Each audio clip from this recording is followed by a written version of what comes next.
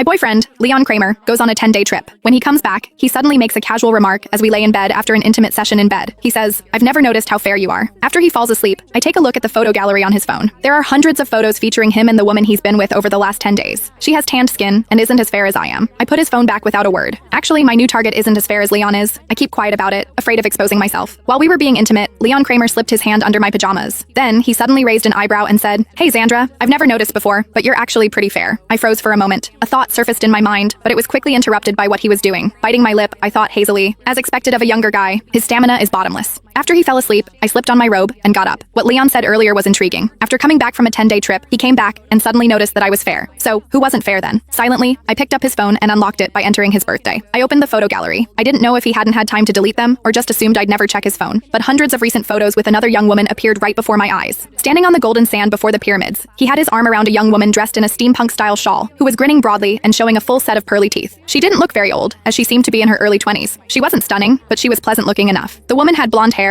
a round face, and big doe eyes. When she smiled, it carried that distinct brightness of youth. As I kept scrolling, the photos became increasingly inappropriate. They were in a hotel pool, in front of massive floor-to-ceiling windows, and on a large double bed. When their bodies were intertwined, the young woman didn't seem to mind Leon taking photos of them at all. Young people nowadays were so incredibly bold. Most importantly, she had a tanned complexion. Now, I understood why Leon said I looked fair. He had spent 10 full days with her before coming back to me, so of course I'd seem fair in comparison. I quietly placed the phone back beside Leon's pillow and glanced at him. His brows and eyes were relaxed as he slept soundly. Under the moonlight, his prominent forehead cast deep shadows over his eye sockets, where long eyelashes adorned his closed eyelids. How nice it was to be young. One could fall asleep the moment their head hit the pillow. I reached out and gently touched his eyelid. His lashes trembled slightly, but he didn't wake up. The first time I met Leon was when my younger cousin, Kelly Porter, started college. I went to visit her on campus. A crowd of girls had gathered on the field. Curious, I squeezed in and heard the sound of a guitar. The evening breeze brushed through the boy's hair. His slender fingers strummed the guitar, and the setting sun outlined the firm, yet not overly bulky lines of his back. His thin eyelids carried a faint blush. His long lashes were lowered slightly as he sang a foreign song, his voice husky and magnetic. I listened carefully, and it sounded like he was singing in Farvone. The girls around us chattered and snapped photos. Kelly tugged at my arm excitedly. "Xandra, that's the lead singer of a band formed by students here. Isn't he handsome? He could totally debut right away." He really was handsome. I nodded, intrigued. So, when he finished singing that day, and the girls rushed up to ask for his number, I, much to Kelly's shock, also handed him my phone. What happened next followed naturally. Leon posted on social media asking where he could find a good recording studio, and I recommended a friend's studio to him. To thank me, he treated me to a meal. Later, I helped him out a few more times, and before long, the two of us ended up together. Leon didn't like living in the dorms, so I moved out with him. He didn't like takeout, so I learned to cook 3 meals a day for him. He didn't like having strangers in the house, so I terminated the cleaning service and took over all the housework myself. It was fair to say that over these past few years, I'd taken care of him in every possible way. Kelly, who initially gritted her teeth in frustration, later felt conflicted about our relationship. She warned me, "Leon seems pretty flirty. I've heard he's gone through more than a dozen girlfriends in a year. Don't fall in too deep."